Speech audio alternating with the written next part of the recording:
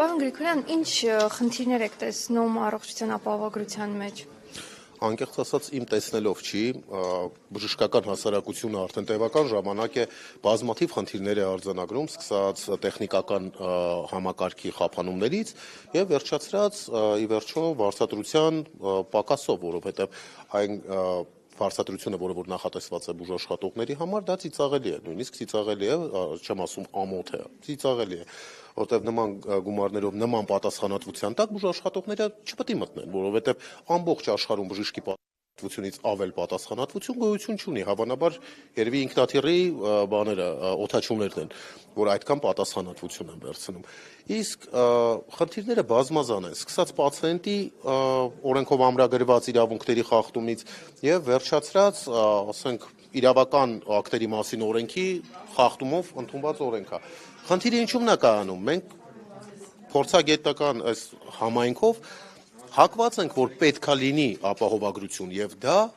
շատ կարևոր է Հայաստանի համար, Հայաստանի բնակչության համար։ Ամենևին տպավորություն չստեղծվի, որ այս քննարկումը կամ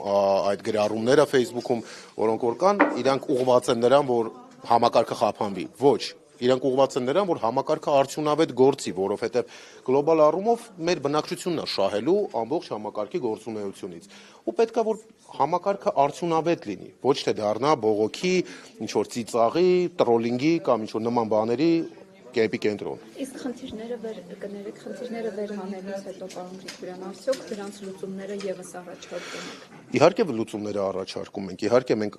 եթե ինչ-որ մի բան քննադատում ենք, փոխարենը մի բան առաջարկում ենք եւ դա միայն ես չեմ, ամբողջ փորձագիտական համայնքը, ովքեր որ իրենց, այսպես ասած, ներդրումը ունեն այսօրվա քննարկմանը, իրենք բոլորն էլ պատրաստ են առաջարկել փոխարենը սա։ Այլ բան է, որ արդյոք կընդունի պետությունը այդ առաջարկները, որովհետև կրկնում եմ,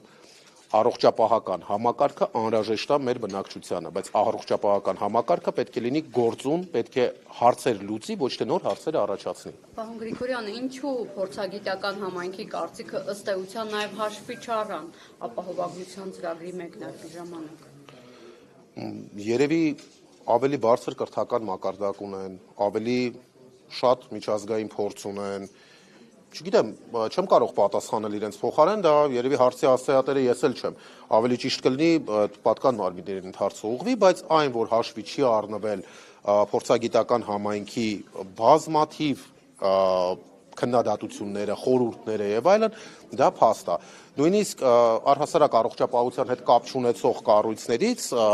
ֆինանսական կառույցներից վերլուծություն էին հրապարակել, որ այս ձևով ներդրված առողջապահական համակարգը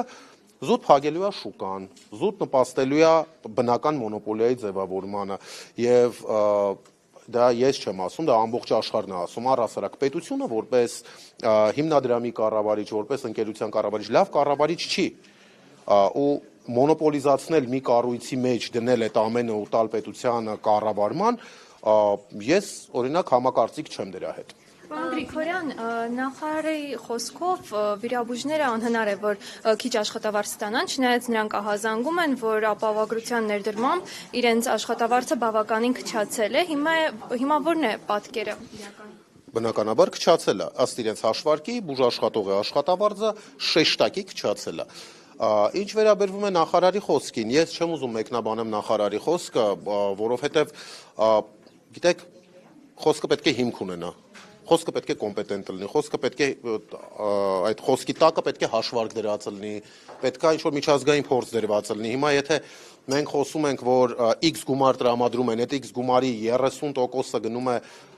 բուժանձնակազմին, այդ 30-ի 55%-ը, այսինքն գումարային 15-16%-ը գնում է վիրաբուժին,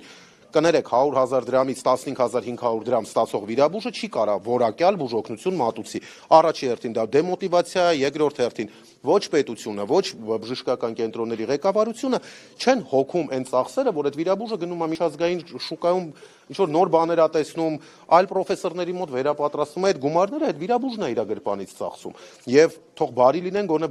բավարար վճարեն, որպեսզի մենք որակյալ առողջապահական համակարգ, որակյալ բուժական պրոցեսներ ունենանք։ Ապահովագրությունը առհասարակ ֆինանսական գործիք է եւ ընդունված է, որ ապահովագրության ոլորտը վերահսկում է Կենտրոնական բանկը Հայաստանում։ Այս դեպքում ունենք մի վիճակ, երբ առողջապահական ապահովագրությունը իրականացնում է մի հիմնադրամը, ինքը իրականացնում է, ինքն իրեն վերահսկում։ Այս տեսանկյունից ինչ ռիսկեր եք տեսնում։ Բազմաթիվ ռիսկեր եմ տեսնում, այդ քննարկման ընթացքում արդեն մեր փորձագետները ձեզ կբացատրեն բոլոր ռիսկերը, բայց ասեմ հետեւյալը, մեր մոտ դա նոր չի, մեր մոտ արդեն տևական ժամանակ է թե տեսչությունը, թե նախարարությունը, թե բոլոր ստուգող մարմինները նույն հովանոցի տակ են գտնվում եւ մի ձեռքով մենք մշակում ենք քաղաքականություն, մյուս ձեռքով ստուգում ենք քաղաքականությունը, բազմաթիվ անգամ դրա մասին բարձրաձայնվել է եւ որպեսզի չկրկնվենք, եկեք այսօր ավելի շատ նվիրենք ապահովագրական համակարգի գործունեության, այսպես ասած, արդիականացմանը, որպեսզի այդ համակարգը սկսի աշխատել, ոչ թե այդ համակարգը մնա թղթի վրա գրած, ինչպես բազմաթիվ համակարգեր են մնացել։ Օրինակ ինչն է խանգարում դրա աշխատելուն։ Շատ կոմպոնենտներ, շատ սկսած բժիշկի աշխատավարձից վերջացրած արմետ համակարգի տեխնիկական թերացումներից։ Շատ բան է խանգարում։ Գնացուցակները չկան բուժկենտրոնների կեսում, դա է խանգարում շատ, կոդեր չկան բուժկենտրոնների կեսում, դա է շատ խանգարում, այնքան խանգարող բաներ կան, որ այդպես թվարկելով կարող եմ մինչև երեկո մնանք այստեղ։ Մի հատ բարձ հատվել, հասարակ քաղաքացու համար հասանելի է այն ծառայությունների ցանկը, որը ինքը կարող է ստանալ ապահովագրությամբ, մանրամասնորեն։ Այո, հասարակ քաղաքացիների համար հասանելի է այդ ծառայությունների ցանկը, որը որ սպասարկվում է բժիշկների գթասրտության եւ մասնագիտությանը նվիրվածության պատճառով, դեռևս սպասարկվում է, բայց երկարատև այսպես շարունակելու պարագայում բժիշկներն էլ այսպես ասած ի վերջո կկողմնորոշվեն, որ պետք չի այդ պատասխանատվությունը կոպեկներով ստանձնել։ Մի հարց էլ այսօրվա հանդիպման որպես ամփոփում, հա, դուք ինչ եք պատրաստվում անել, առաջարկ եք տալու, չգիտեմ, պահանջ եք ներկայացնելու, ինչ եք պատրաստվում։ Դեռևս ամփոփման մասին խոսելը շուտ է, բայց հակված ենք հետեւյալ մեխանիզմով աշխատենք։ Փորձագետները իրենց դիրքորոշումները, կարծիքները, խորհուրդները կտան, ինչից հետո մենք դա կխմբագրենք, կկազմենք առաջարկների փաթեթ, կուղարկենք համապատասխան մարմիններին։ Եթե դա Աստված, այդ համապատասխան մարմինները ականջալուր լինեն,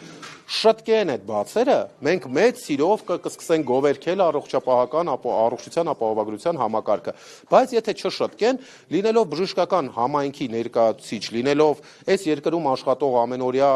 գործանող պրակտիկ բժիշկ, մենք բնականաբար միջոցներ ենք ձեռնարկելու, որոնց մասին հետագայում ավելի մանրամասն կպատմենք։